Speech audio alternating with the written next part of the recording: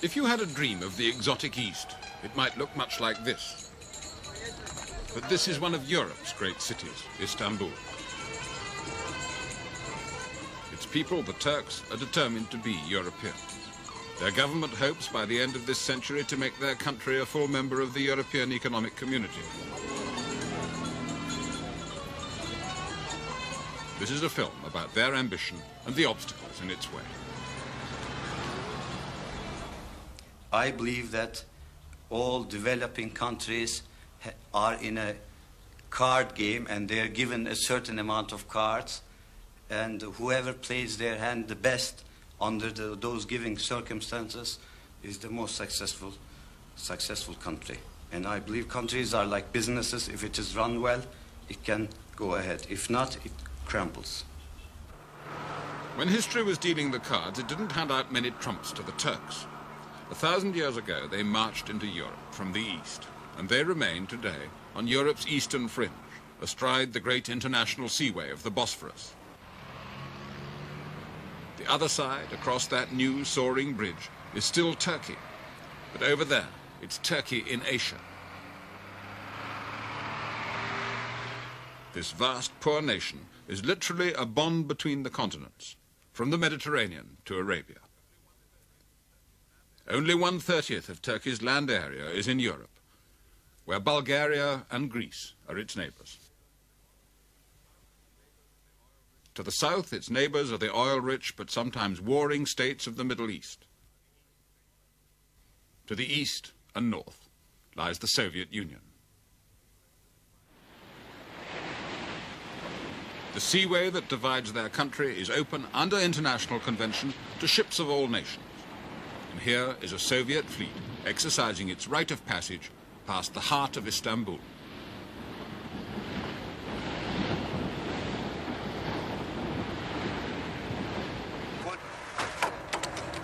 But it isn't from Russia that Turkey faces its most dangerous threat. Their Arab neighbors have oil, Turkey doesn't. The OPEC fuel price rises of the 1970s have almost ruined Turkey. Rami Koç, who runs Turkey's largest private company, explains what went wrong. In the 70s, we were having a growth rate of 7% on the top of each year, and we borrowed our future. And now we have stopped and have to breathe and earn some money and start investing again.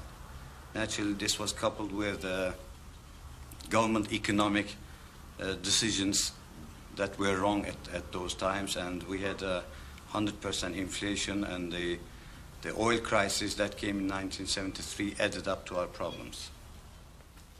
The oil price increase is also followed by the price increase of the products produced by Western countries, or let's say industrialized countries.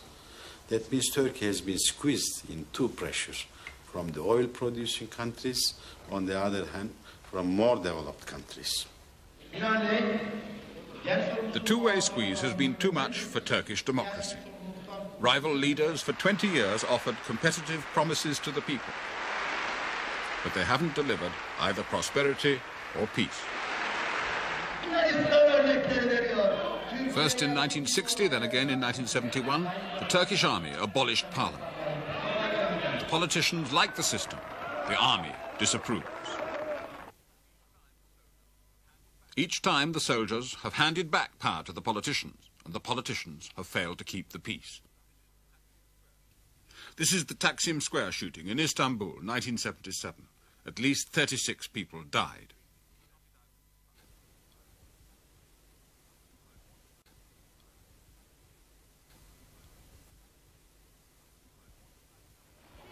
By autumn 1980, 150 people were dying each week from political murder. On the 12th of September 1980, the army stepped in again. The Turkish army is proud of itself. It's the only organized and disciplined force throughout the whole country. The soldiers are taught to think of themselves as a special sort of elite, the guardians of the national tradition. The last real fighting this army did was 60 years ago. Defeated in the First World War, the decadent Ottoman Empire saw part of the Turkish heartland claimed by the Christian powers of Western Europe. The army fought back, threw out the invaders from Greece and Italy, and threw out the former Sultan too. The founder of the Turkish Republic was the leader of that army, the brave general, Mustafa Kemal. He took the name Atatürk, father of the Turks. Atatürk dreamed of a peaceful, orderly Turkey. Civilian governments have failed to keep the peace. But the army's coup d'etat of 1980, its third in 20 years, went smoothly. Before dawn on the 12th of September 1980, troops took over parliament, the ministries and the broadcasting stations. They locked up the leading politicians and promised to work out a new civilian constitution as soon as possible. The press, of course, was censored.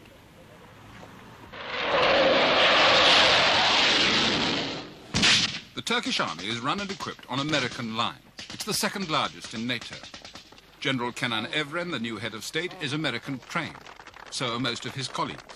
They say they want an American-style democracy. NATO training has made the army expert at internal security. And by their coup last September, they ended the worst of the street terrorism.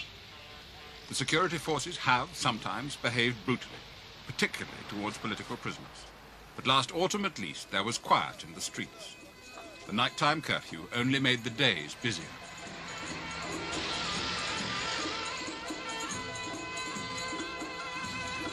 Turkey's basic problem remained as it was.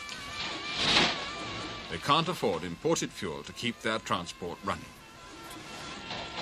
Turkey's bankrupt. It desperately needs vast loans from overseas just to keep going. But the country has its own private serenity. They may not be rich, but their big, fertile country provides its slow, special pleasures. A long, quiet smoke. Plentiful food, home-grown or home-caught. A few little luxuries that almost anyone can afford. With unemployment a permanent habit for many, they make an art of leisure.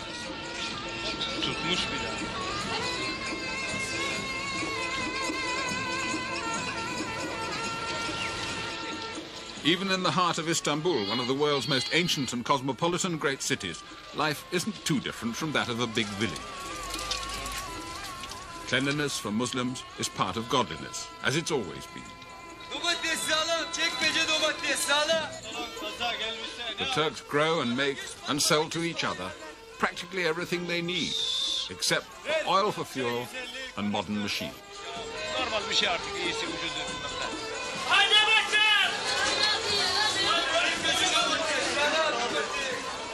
For most of them, their country is still, as it has been for centuries, a self-contained and self-sufficient, almost a rustic world.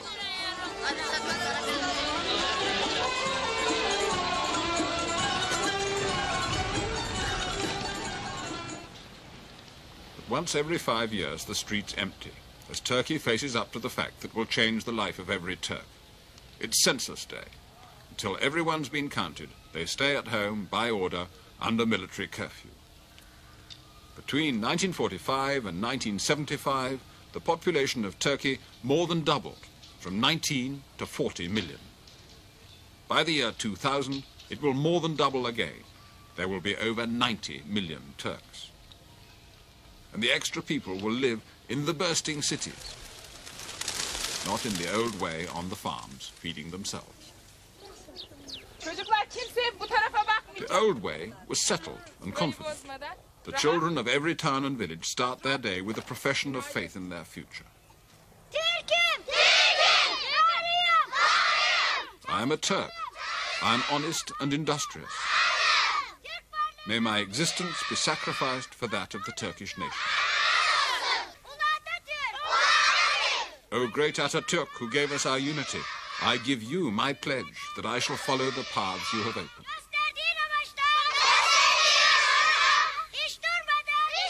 Happy are they who declare themselves Turks.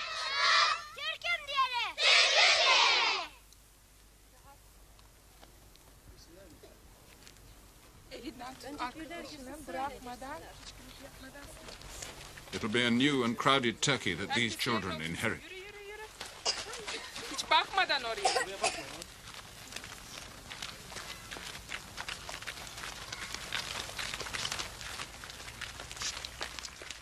more than half the Turks still live in villages like this one, Bey in Anatolia.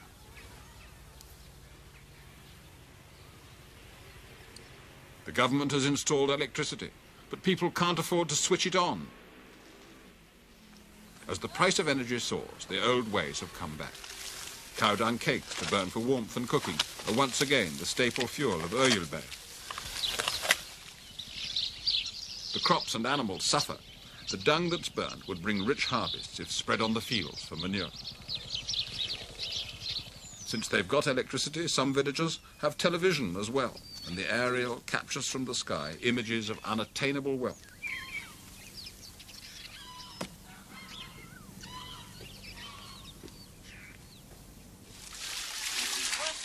Most of the men are away, at work, in the towns or overseas. Woman power is the one source of energy that the people can afford.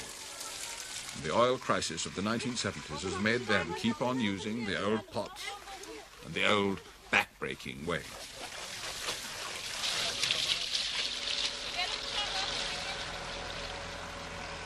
But work as they may, they still can't do without the tractor. 90% of Turkish farms now have them.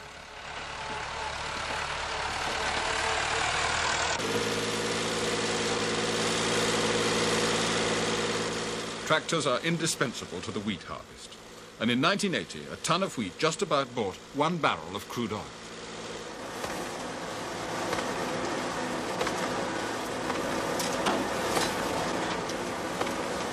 To pay for the fuel that brings in the harvest and makes the country self-sufficient in food, Turkey in the 1970s borrowed all the money anyone would lend. And they need to borrow much more. The land goes dry in summer. They need to invest, to build dams, to conserve water and give electric power too. This country could double its food production, but to do it, they need capital. Western Europe has investment capital, and know-how too. That's one main reason why Turkey wants to join the EEC.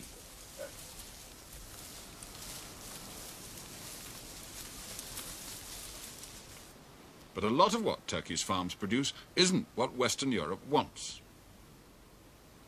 The olives ripen on the tree, but nobody will bother to pick them this year. It's hard labor, and nobody will pay for it while there's a world olive oil surplus.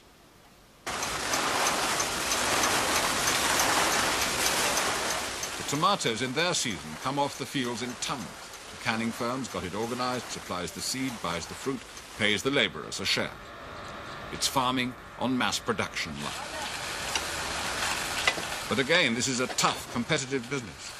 The Italians and Greeks inside the common market want to keep their share of it. The Spanish and Portuguese want to be able to sell their tomatoes too in the rich Western European market. Women do most of the work, planting, tending, picking, hammering up the boxes.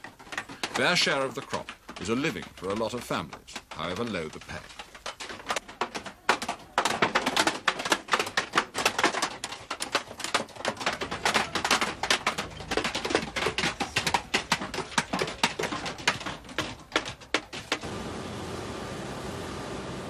Practically everyone in Europe eats Turkish tomatoes, usually as tomato paste or sauce or ketchup.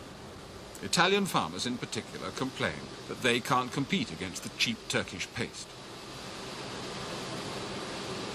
But the wonderful machines that actually do the processing are imported from Italy. Selling expensive machines is better business than selling tomatoes. At present, the European community imports huge quantities of Mediterranean fruit. But as more Mediterranean countries join the community, it'll need new rules to regulate the trade. If they're outside, the Turks could be in trouble. Turkey has only got one unique money spinner, its biggest export: nuts. These pistachios will end up in someone's ice cream. They're precious. They can make a farmer's fortune. But they're a slim base to build a whole economy on. Each year, on their holiest day, they sacrifice a sheep and give its meat to the poor. This sheep fair by the mosque happens each year right in the center of the capital, Ankara. But even in the city, the newcomers bargain over their annual sacrifice.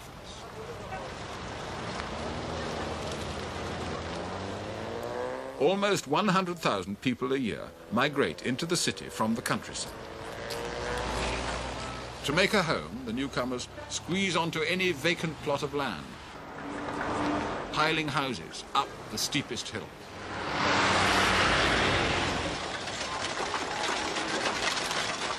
And somehow, using the skills they have and the implements they were used to on the farm, the newcomers hustle for a living.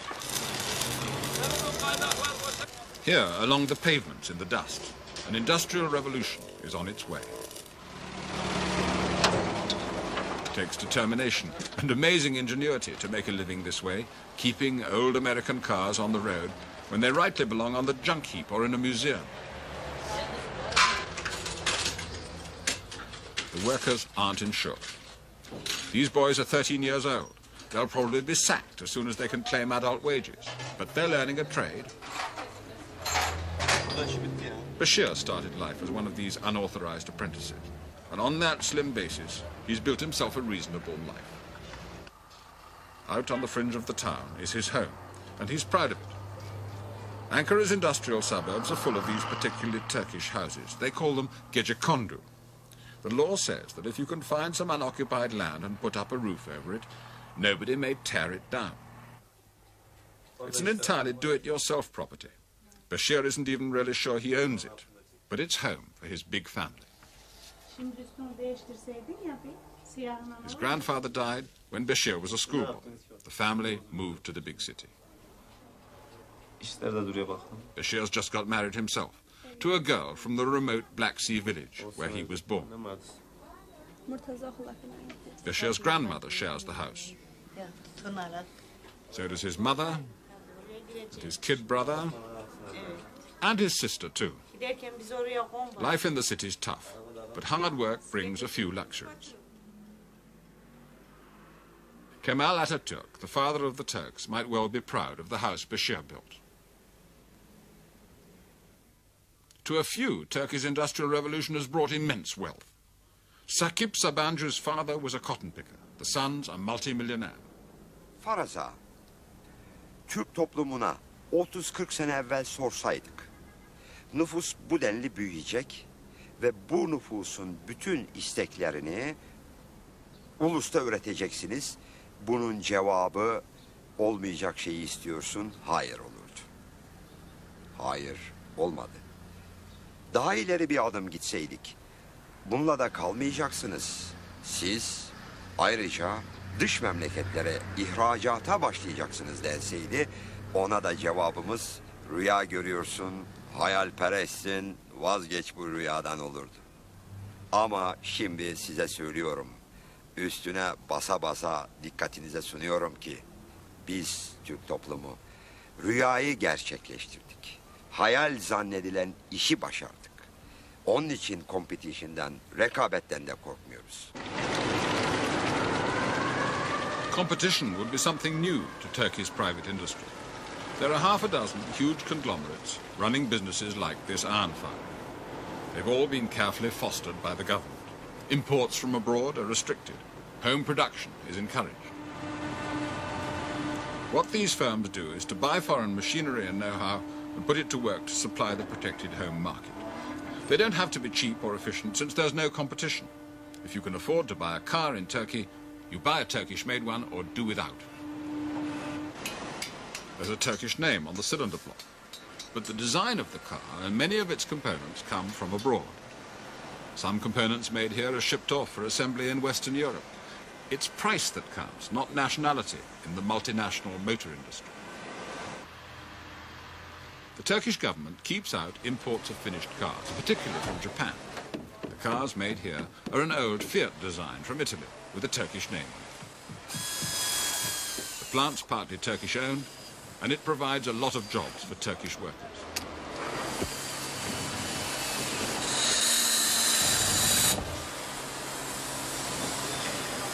Labour is relatively cheap, no robots here, so methods of manufacture are old-fashioned and the quality of the cars is low.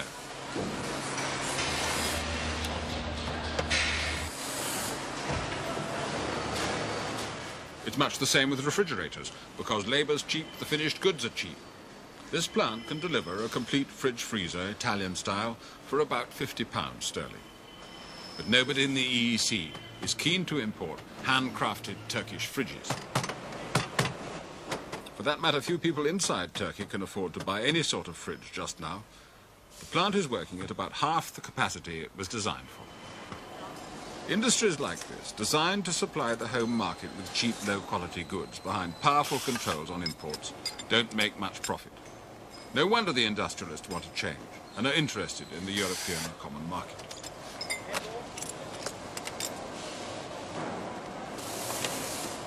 But the first result of dropping import restrictions would be the firing of most of these workers doing work that machines could do better. Turkey's industrial crisis is the worst in its history. The home market has collapsed.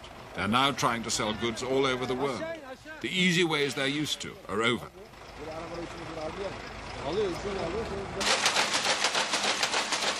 The only real profits in Turkish manufacturing now come from its most modern plants. This one makes artificial fibers. Raw materials and machines are imported, and most of the production is exported.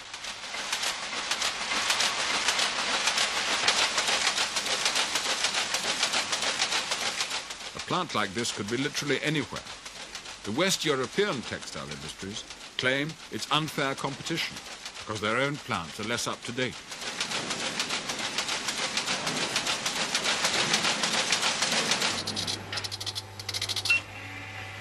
There's one supervisor to 12 looms, monitored by computer printouts in English. No jobs here for a growing population. But most Turkish industry, even today, has very little to do with the outside world. This factory makes furniture out of local wood. It's owned by a bureaucracy, a trust to finance a university and a hospital.